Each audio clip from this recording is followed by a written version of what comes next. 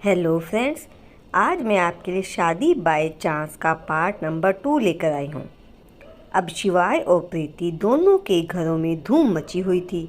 सबको बस दोनों की शादी का इंतज़ार था। इधर शिवाय को एक बहुत बड़ा प्रोजेक्ट मिल जाता है जिससे उसके पापा बहुत खुश हैं। आज प्रीति और शिवाय की सगाई है। दोनों की आंखों में अपने भविष्य को लेकर ढेरों सपने हैं। शिवाय ने प्रीति के लिए अपनी पसंद की डायमंड रिंग ली थी। दोनों परिवार इकट्ठे हैं, सब तरफ जगमग है। प्रीति लहंगे में बहुत खूबसूरत लग रही थी। शिवाय बस प्रीति के बारे में ही सोच रहा था कि उसके दोस्त आ गए और सब मस्ती करने लगे।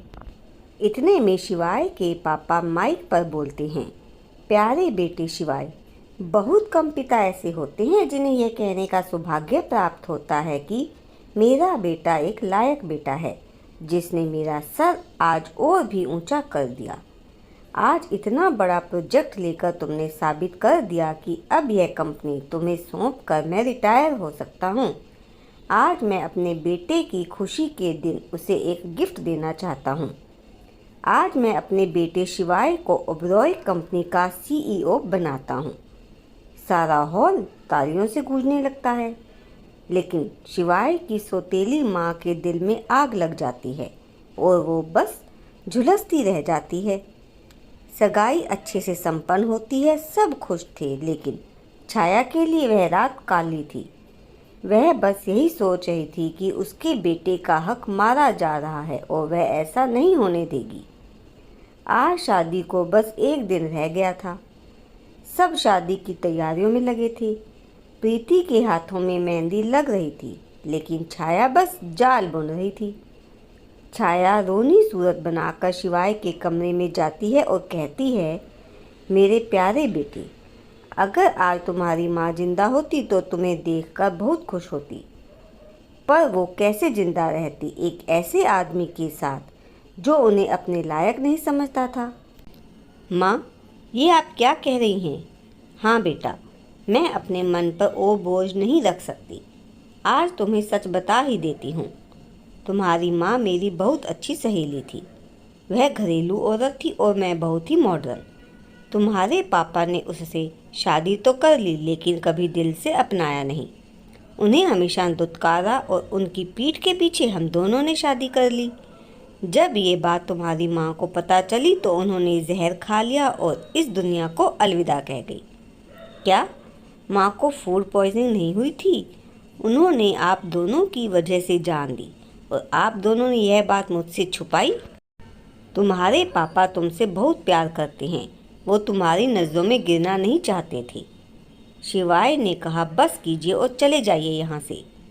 शिवाय गुस्से में सारा कमरा बिखेर देता है। शादी के दिन सजी हुई प्रीति अपनी बारात का इंतज़ार कर रही होती है कि अचानक शोर मचता है। शिवाय कहाँ है? अरे दूल्हा भाग गया क्या? तभी रोहन एक लेटर लेकर आता है जिसमें लिखा होता है, पापा, आपके लिए मेरे दिल में जो भी प्यार और इज्जत थी वह अब नहीं रही। मैं आपका घर और बिजनेस दोनों हमेशा के लिए छोड़कर जा रहा हूँ। मुझे ढूंढने की कोशिश मत कीजिएगा। प्रीति तो जैसे टूट ही जाती है। मंडप में उसका दूल्हा उसे अकेला छोड़ गया। सब तरह तरह की बातें करते हैं। तभी शिवाय के पापा सबको चुप कराकर बोलते हैं, आज मेरे बेटे की गलती है, इसमें इस बच्ची का क्या दोष? इसकी शादी आज ही होगी और वह भी मेरे छोटे बेटे रोहन से। प्रीति और रोहन एक दूसरे को देखते हैं और नज़र फेर लेते हैं। कुछ ही देर में दोनों की शादी हो जाती है। प्रीति ने यह तो नहीं सोचा था रोहन मेरा पति, और रोहन बस यह सोच रहा था कि वह नताशा को कैसे हैंडल करेगा। किसी ने सही कहा है, इंसान कितना भी कुछ कर ले, अपने भविष्य में झांक कर नहीं देख सकता। प्रीति और रोहन अब पति पत्नी थे, बाय चांस ही सही। दोनों के लिए यह शादी खुशी की वजह नहीं थी, बस दोनों घरों की इज्जत बचाने का एक रास्ता था। दोनों ने एक दूसरे को 7 वचन तो दिए, लेकिन दोनों के लिए कोई मायने नहीं थे। प्रीति अपनी सुहाग रात की सेज पर बैठी बस अतीत की गुजरी बातें ही याद कर रही थी। सही कहा था शिवाय ने, 16 अक्टूबर को मैं मिसेज ओबरॉय बन जाऊंगी। और देखो, बन गई, पर मिसेज रोहन ओबरॉय। अचानक रोहन कमरे में दाखिल होता है और प्रीति के पास बैठ जाता है। प्रीति की आंखों में आंसू देखकर रोहन अपनी जेब में से रुमाल निकाल कर प्रीति को देता है। रोहन ने कहा, समझ नहीं आता मैं क्या कहूँ, बस इतना कहना चाहता हूँ कि मेरी तरफ से आप पर कोई पाबंदी नहीं है।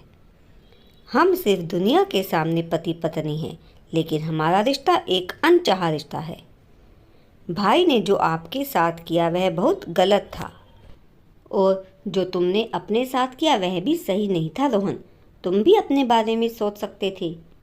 रोहन हंसते हुए, हमेशा अपने बारे में ही सोचता हूँ। आज पहली बार पापा की इज्जत के बारे में सोचा है, लेकिन नताशा मेरी जान ले लेगी। नताशा? हाँ, मेरी गर्लफ्रेंड है और शूट के लिए बाहर गई है। गर्लफ्रेंड? फिर तो रोहन तुम्हें ये शादी नहीं करनी चाहिए थी। अब पता नहीं क्या होगा, रोहन ने कहा। तुम फिक्र मत करो, मैं उससे बात करूंगी और तुम्हारी हेल्प भी करूंगी। समय आने पर हम घर वालों को भी तुम्हारे और नताशा के लिए मना लेंगे। फिर तुम्हारा क्या हो जाएगा, मेरा भी कुछ ना कुछ। और दोनों एक दूसरे को देखकर मुस्कुराते हैं। तो आज से हम दोनों फ्रेंड्स। तो चलो चेंज करके सो जाते हैं, कल नताशा को भी झेलना है, रोहन ने कहा। दूसरे दिन सुबह रोहन की आंख खुलती है तो उसे प्रीति दिखाई देती है। लाल साड़ी, भीगे बाल, पूजा की थाली लिए सब जगह धूप कर रही थी। पता नहीं क्यों, पर रोहन उसे देख रहा था। गुड मॉर्निंग रोहन जी, उठ जाइए, पापा जी आपको बुला रहे हैं। अभी? जी, नाश्ता रेडी है, आ जाइए नीचे। तो दोस्तों, इस अनचाहे रिश्ते का क्या होगा अंजाम, जानने के लिए अगला भाग जरूर देखिएगा। धन्यवाद।